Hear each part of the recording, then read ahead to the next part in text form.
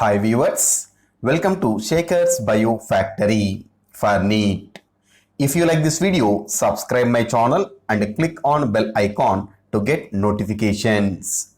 In this video, I am going to explain the absorption of water by root. In plants, a root system is the main site for the absorption of water. So to understand the absorption mechanism of water by root system, first we have to know the morphology and anatomy of root. When you observe the morphology of a root is a vegetative pot. It is developed from radicle of embryo in higher plants like both gymnosperms and angiosperms. Now in the structure of this root, the radicle can produces a primary root at beginning. It is the primary root, and from this primary root many branches are developed, and these branches are called as lateral roots. And these lateral roots divides into some more branches. Then finally this root system, on their surface, it consists of millions of small hair-like structures, and these hair-like outgrowths are referred to as root hairs.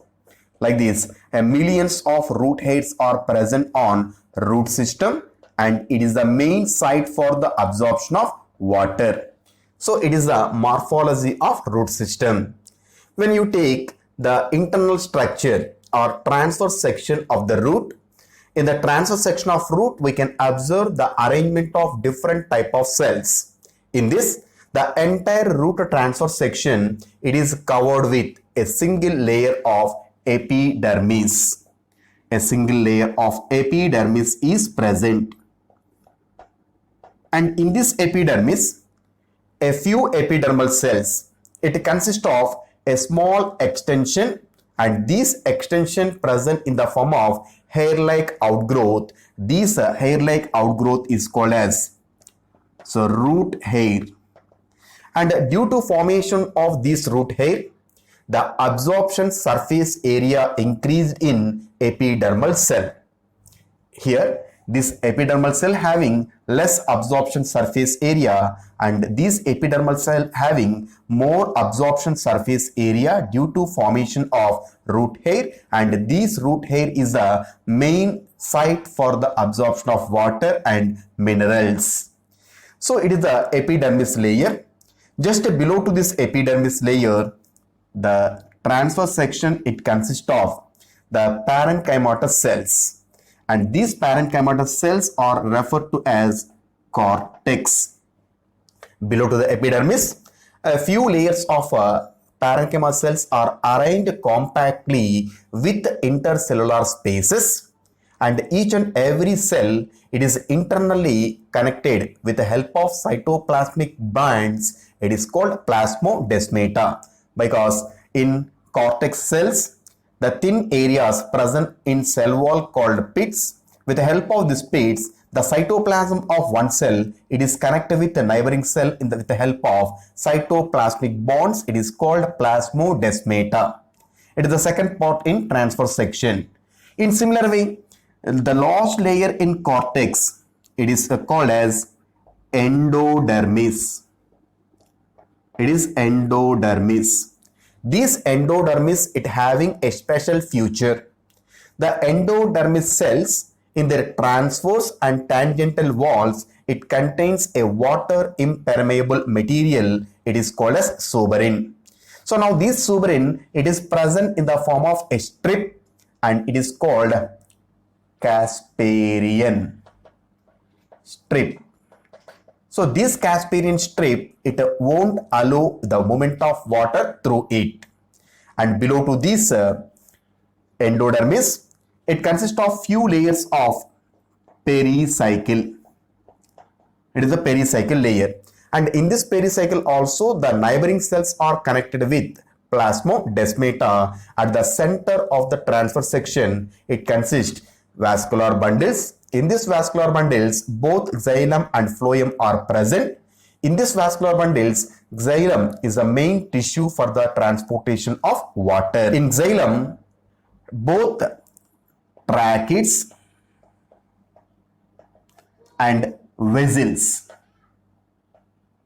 So both tracheids and vessels are the main cells to supply water, because these tracheids and vessels are non-living cells, and inner side it consists of a empty space. It is a lumen. Through this lumen, water it will be transported to upper parts of the plant body. So it is a transverse section of root. So with the help of morphology and anatomy, it becomes easy to understand the absorption and the transportation mechanism of water in plant body. The mechanism of water absorption. The root hair present on epidermis.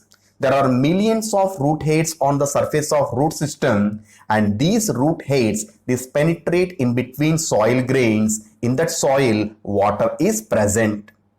In this soil, the water potential is very high compared to inner side of the root hair or epidermal cells. So due to concentration gradient, the water it will be diffused from soil to root hair, from outside to inside of the root hair cell, and then this water which enters into plant body, their movement it will be directed in two pathways. In this, the first pathway is called as apoplast, and second pathway is called as symplast. So there are two pathways when water enters into the epidermal cells. In case of apoplast, once water it enters into the root hair, their movement it will be directed on the surface of cell wall, and from epidermis to inner portion of the root, the water it will be entered, and then their movement it always takes place outside of the cell through intercellular spaces. Based on gradient, the type of movement is called as apoplast movement. So in apoplast movement, the water it always transported outside of the cell inside the root through intercellular spaces is called as apoplast movement.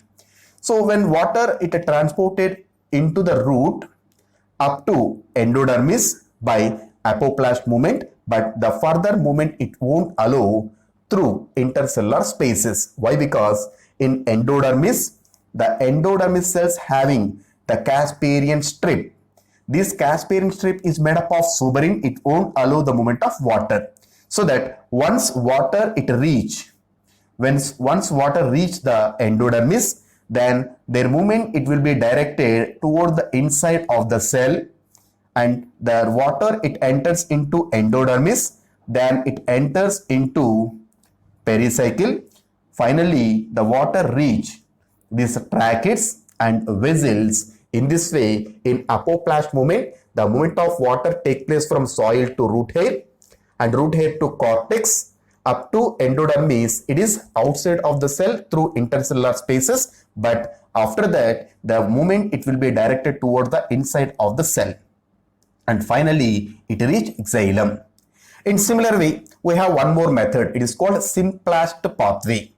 So in this symplast pathway, when once water enters into the cell and it reaches protoplasm, and due to concentration gradient in between epidermal cells, cortex, endodermis, pericycle and xylem, so once water enters into the cell, first the water it is transported from epidermal cells to cortex cells through pits and it having plasmodesmata.